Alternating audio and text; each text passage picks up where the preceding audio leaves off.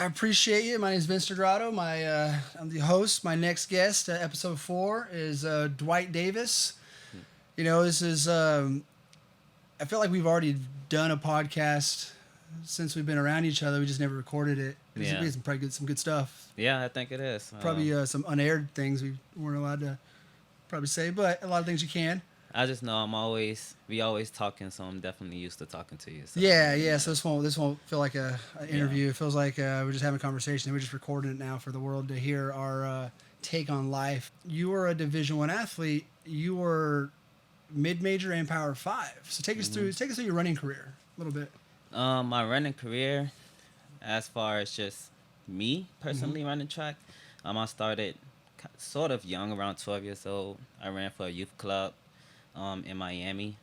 From there, I ran high school. I never really took it serious. I only ran track just to play, so I could get fast at football.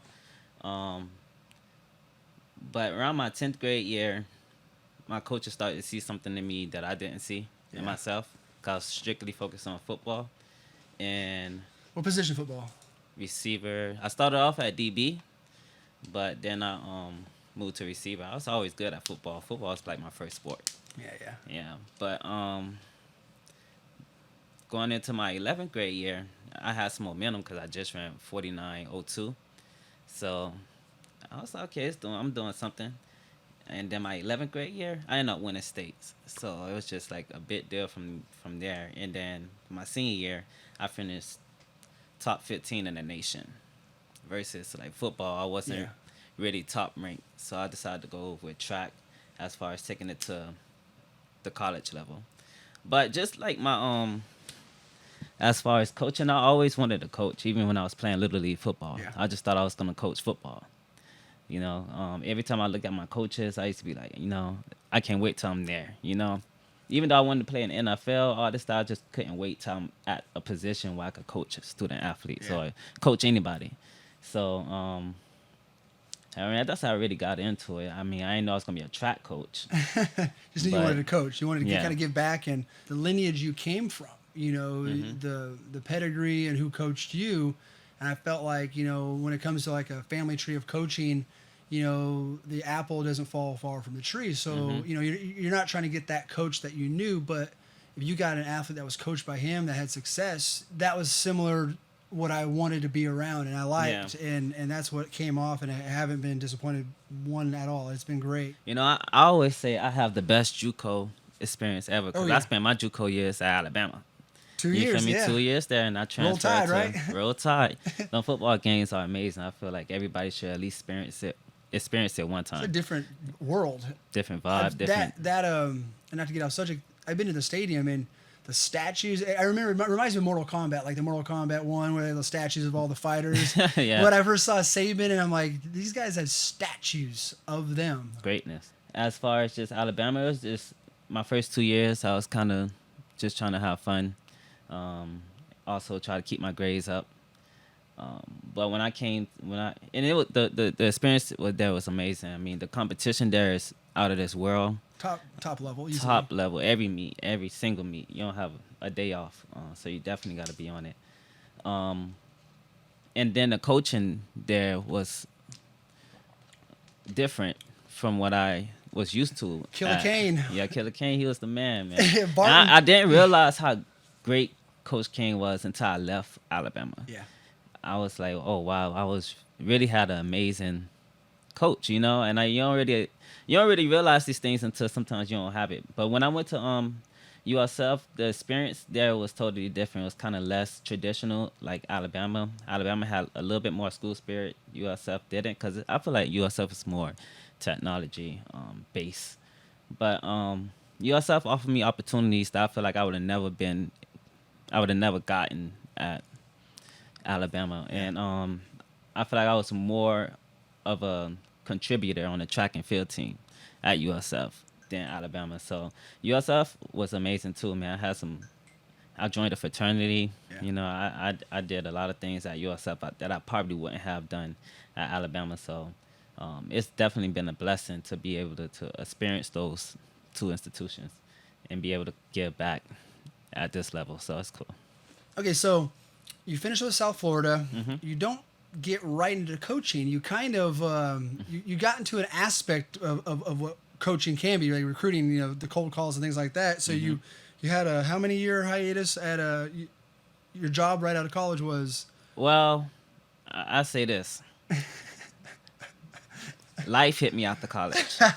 It don't even matter about what job I was doing. I was doing whatever I had to do to survive. The grind. The grind. I still knew I wanted to coach, so every time I had an opportunity to speak with my coaches or speak with a coach, I let them know what I want to do. If they hear any opportunities, let me know. But at that time, I was just grinding. I was just trying to get my money up. I was just trying to make sure I could pay my bills because I didn't want to ask my mom for anything. And I was in sales in the beginning. I worked for DirecTV, just in retail stores, trying to get people to sign up for the programs. I got fired within a month. Yeah, when you told me that first time, I thought of the movie 40-year-old version at Smart Tech. Yeah. Someone goes crazy like, no, hold on. We represent the same Smart Tech. Right. Right. Well, my man, I'm trying to hook me up. You have Kevin Hart early on, trying to. That's what hilarious. I visualized when you said that. I was like, I could just picture you as arguing with Kevin Hart about getting a hookup. That would be hilarious. Yeah. I don't understand the words coming out your mouth. Yeah. I'm gonna take that as a form of disrespect. So using a lot of big words I don't understand, and you got me on the side just looking at us. just confused. So yeah, when you first told me that, I was like, I just envisioned Smart Tech and working there. But you went through there, and then you had worked as a career service advisor for Ultimate Medical Academy, helping people find opportunities once they graduate the program. Yeah. Things like that. But like you said, with the cold calls, I had to make a bunch of calls a day, and that job wasn't bad. Kind of opened my eyes up to the world. Being able to interact with people that wasn't student athletes. Yeah. And develop some skills that I was able to transfer into this field. So yeah, everything been a blessing. You got used to like just someone rejecting you or just ignoring you. So you got that. I think the hardest part with coaches who get into coaching is when they're recruiting. You might recruit 10 people, or you might recruit 100 people and you get 10%. You have to, you got to get used to hearing no, or someone ghosting you, or the playing the whole game of that. So you had to get used to that. Yeah. So I knew when I saw how will he deal with the junior college at JUCO, and go ahead and tell me about that. I wasn't familiar with the 2-year system at all. As I know, I did my 2 years at Alabama, and I transferred to USF. But as far as being JUCO, only experience I had was watching Last Chance U. So that's terrible. It's funny. It's awesome. Yeah. That's a terrible. Oh yeah, that's terrible. But I knew what it's gonna be like. Yeah, so it prepared me, So I forgot about that one down there. Yeah, I mean. But yeah, I that probably might be a lot of people's first exposure to Last Chance U. They ain't always like that. Trust me. I always tell kids who coming from environments that's totally different from what you'll experience at a JUCO. So if you're coming from like a big city like Miami, and we recruit a lot of athletes from there, Texas, those types of environments, I suggest them to look at Last Chance U, because it's gonna be similar. Shock. Yeah, they'll come to the town here, and a lot of them are like, it's quiet, or it's calm, or it's quiet. I had a girl from LA, and she was like, first thing, I can see the stars. I never understood that. I actually said that myself. I never because I've never been in that, and I've never lived I visited Miami, I visited those places, but I've never lived there to like look up and be like, oh, I can't see the stars. Taking that for granted. The lifestyle here, you almost get to watch the world, and you're on the sidelines saying, "Oh man, I'm glad," or sometimes I'm glad I'm not there, or I wish I was there. You get a chance to like take a step back and see things in a different perspective. But I have that a lot. I had that same thing with my athletes, and a lot of them are like, it's peaceful. I'm like, yeah, you can focus on yourself. You don't have to be so. I want to say this. You don't have to be so hostile.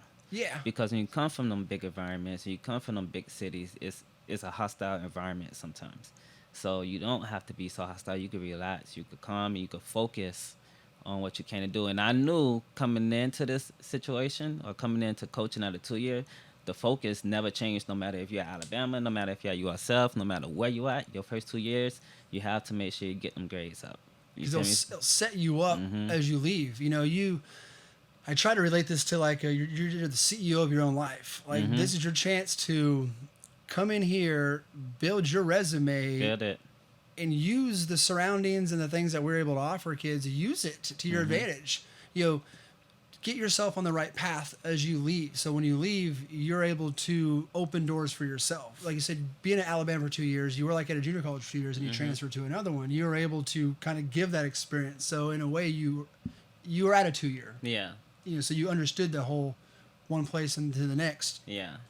But I look at this place, I'd be like, yo, this is perfect for developing student athletes, you know? So, I mean, it's kind of hard to make somebody see something for themselves that they don't really see at the moment, because, you know, we kind of learn through our experiences. Man, if you are watching and you are a student athlete, all 10 subscribers watching. No, we're gonna hit 1,000 one day. But if you are watching, you are a student athlete, please take advantage of this type of situation as far as junior college, because it do offer you opportunities that you don't really realize until you get later on in your career, and you be like, you don't want to be I should have, I could have, I would have, you know. Yeah. And that's what I took from Coach King. This is what I take from Coach Davis, Tony Davis, and this is what I take from you. All of you guys are really genuine, and you guys are genuine with your athletes. It's not like like you're playing a gimmick. Yeah. And that's what I wanted to be when it comes to like me and my athletes, that coach-athlete relationship. Yeah. I want to be genuine with them. I want them to see my personality. I want them to know me. I want them to know what I stand for or what I believe in. Yeah. You feel me? Even if they don't believe in the same thing, you know. And I kind of took that from y'all, how you guys work your personalities within the job. Yeah. I feel like I don't have to yell at them, because I already it's that respect is already established in the beginning. You feel me? I respect you as a young adult. Respect me as a coach. You know, we're not peers. But at the same time, we're able to, you know, laugh with each other. We're able to have fun. You feel me? I kind of understand. I try to understand them, even outside of track. Like some of our track athletes got they are really killing it on social media. They got 10K followers, 14K followers. They got their own business. They run it on campus. I mean, online. So it's amazing to see what they do. But that's kind of my coaching style. I just like to be genuine with my athletes and try to be really simple with them when it comes to a little bit as explaining on what to do when I have that complex vocabulary. So I just got to really break it down. Are you from Tulsa, right? Or not Tulsa, Tampa Bay. I don't know why I Okay. said Tulsa. Yeah, I was like, wait a minute. I said Tulsa. Yeah. You're Tampa Bay, Florida. We love, my wife loves, we love that area. I love that area of Florida. Nothing against the Miamis and the other side or the I love Panhandle, Tampa. but I like Tampa. Someone from Tampa, what was it like for you coming in this environment? Because obviously it was a shock for you too, and you can use your experiences to make it easier for out-of-staters. And I do. I always, and I love to talk to the parents about it, because the parents are the ones that's really concerned. Yeah. You know, you send your child from Florida all the way to Kansas. You know, there's tornadoes, or there's it's just tornadoes. yeah, or it's just there's nothing there. Oh, that's Western Kansas. Eastern Kansas, at least we have trees and valleys and stuff. No offense, Western Kansas. Sorry, I'm not sorry, but it's cool out there too. Tornadoes rarely. You haven't seen one tornado, I have you? not. Yeah. I thought I was in a tornado a couple of times, but I have not seen one. This was your first year as head coach, track coach. It's a weird year. It was a weird year, yeah. have. It was. But I still enjoyed the opportunity. Appreciated the opportunity. You came out big time last year at Outdoor Nationals with your athletes. That was huge for, I think, and you can say you're doing something as a coach, but when you finally get to see it unfold. Last year it was a lot of up and down. Yeah. As far as just throughout the year, but I always believed in the system that I had them in. And on top of that, you know, the year before, I seen your athletes kill it. You know, so it was just me having that bar to chase, because I wanted my athletes to do just as well as your athletes did that year. So It's definitely been, it was definitely a grind. I could tell you that, but it all popped at the same time when we all became on one page. Yeah. You know, um, and then that student athletes start to believe in what I was doing, and then they start to see it. That's hard as a young coach because I was in your shoes before. You're a young coach. You can't sell a resume because you don't have because a lot of times I can sell a resume and past athletes' performances, so you have talent coming in like, okay, I believe what he's saying. As hard as a young coach getting started is you can sell your performance in college, but at the end of the day, Can you coach though? Yeah, can you feel me? coach? You know, and I not to throw shade, I see a lot of coaches who bring in talent but don't develop it, and I've always prided myself. You know Matt Cain, Tony Davis. You know, that's where you came from, that lineage, and that was my thought. You know, talking. You know, when we were getting to that point was, I wanted to see someone who could take a 50-second 400 runner and drop 2 seconds in a year, which is a lot. You know, just by believing in a system. And now I think it's great for you. You have proof of that. And I really wish this year because you were on you saw it at indoors, and me and you had the same philosophy with indoors, kind of use it as a training ground. You saw your guys pop, you know, and this year I was on the same page with my guys, kind of figured out. I felt like outdoor we were about really ready to do something great. It's gonna make something happen. And that was the disappointing thing, getting cut short. But you know, it was cool last year to see that. You know, but then obviously the virus. I was one of the big making funners of the virus on the way to nationals on that bus. Yeah, I know, right? I know. I was just. And then when you come back, I'm don't like, come in the office. Yeah, don't come to the office. 14 days. Yeah. I was the one that was making fun of it the most, and then I'm like, wait a minute, this actually happened. Yeah. I should have ran my mouth so much. A lot of that was antagonize the driver because I knew he was getting annoyed by it, so I was just doing that because it would. That driver was something else. Yeah. I'll tell you that. Yeah, it was a character. Let's put it that way. What'd you think about being here and seeing the virus? You know, like we said, we're in Iola. I don't want to say it's middle of nowhere because we got places around. You know, we're not middle of nowhere, but you get a chance. Middle of nowhere. We got trees. Look at a map. We got things. We ain't Western Kansas. No offense, Western Kansas. We get a chance to look at the world in a different perspective, and you know, being able to go back to Florida and come here. You know, what was it like seeing the world from Iola? You know, the corona. What was that like for you? You know, being away from it, because there's a lot of times where I was like, I'm glad I'm here. You know, because you have to worry about the same stuff that others have to worry about. Okay, when I went back, it just kind of showed me how fortunate. What a fortunate situation I'm currently in. Yeah. You know, because when I went back, it's literally mandatory. You have to wear a mask. Yeah. You know, in Kansas, people don't. Well, I ain't gonna say in Kansas, in Iola. Yeah. Some people wear masks, but I was just really unprepared when I went back because everyone was prepared with their mask, with their they had gloves, spray everywhere. Spray, you know. But I came there thinking I was still in Kansas, just kind of relaxing, and that kind of surprised me. But as far as just everyone else, I think it's, you know, it's a bad thing to be. It's all about perspective. Everything's subjective because, you know, kind of give you an opportunity to spend more time with family. Yeah. I went back and I was just inside the whole time, you know, with my friends and talking to them about conversations, reminiscing about times we was young and things like that. Probably opportunities that we wouldn't have if we was just out and about all the time, you know. So that, but it's really serious down there. Yeah, you know. Your girlfriend, longtime girlfriend, dancer. I don't know if I'm allowed to say dance for cheer for Tampa Bay Buccaneers. Yeah, shout out Ari. There we go, Tampa Bay. Love Buck. Are they excited about Tampa and Gronk? Tampa. Oh, that's. You know, that was such a cocky thing to say, but it's Tom Brady. It's Tom. Yeah, how is it for her? Is she is there a buzz within the organization? Definitely need a buzz. It's a buzz within the whole city. It is. And I know people from Miami. We looking at Tampa like, man, I'm hating on y'all right now. But this will be her 4th year cheerleading from here.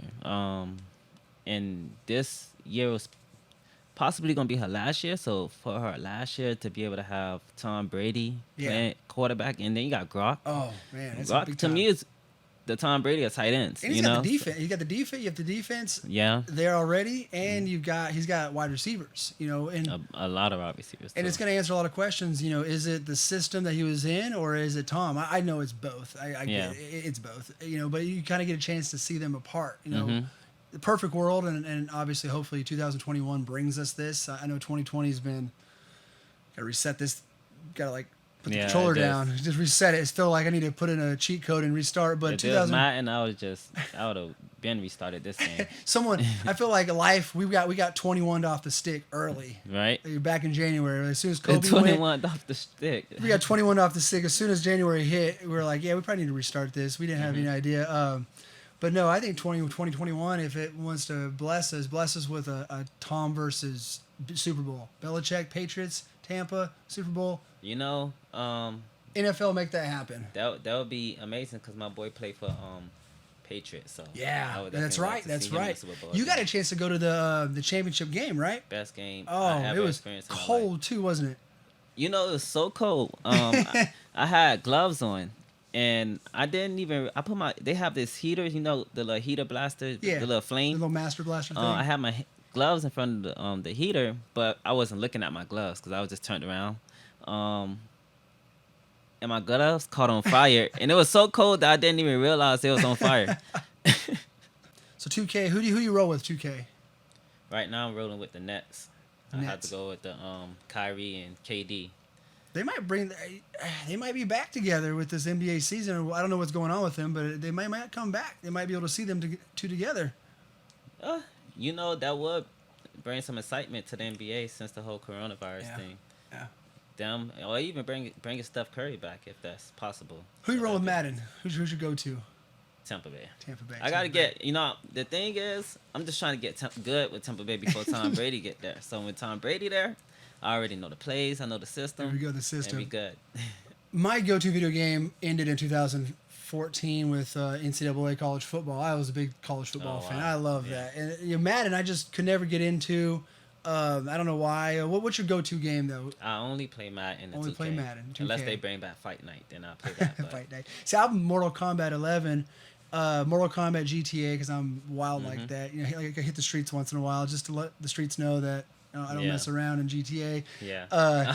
I wish I was good at shooter games. I'm terrible at shooter games.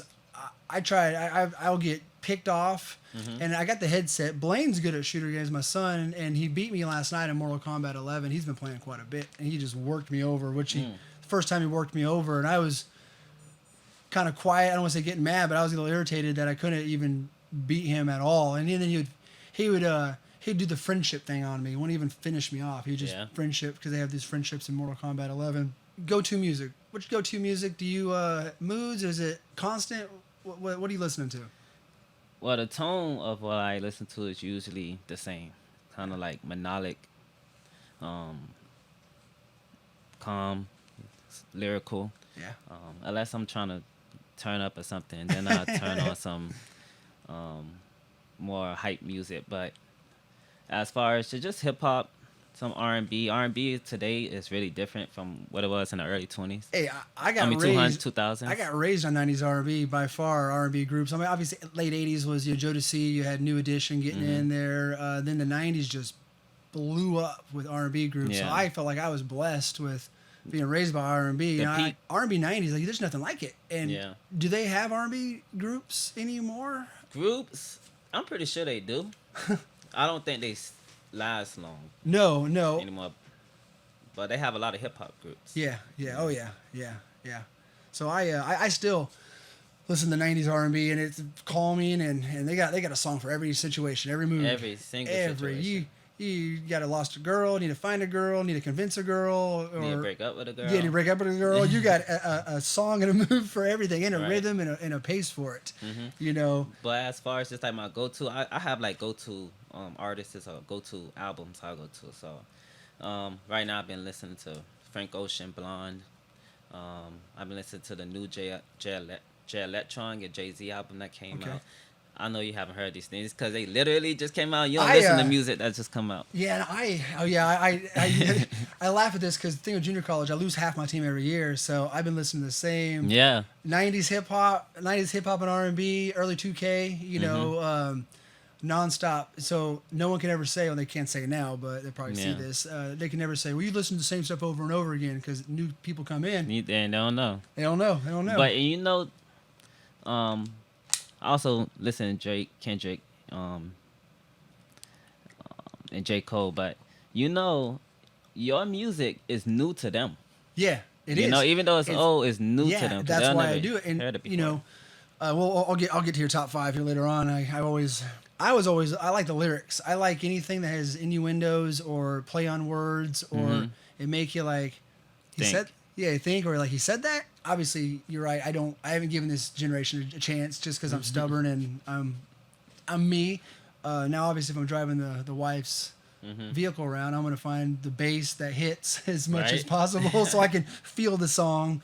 Top 5 hip hop. Who's your top 5? Dead or alive?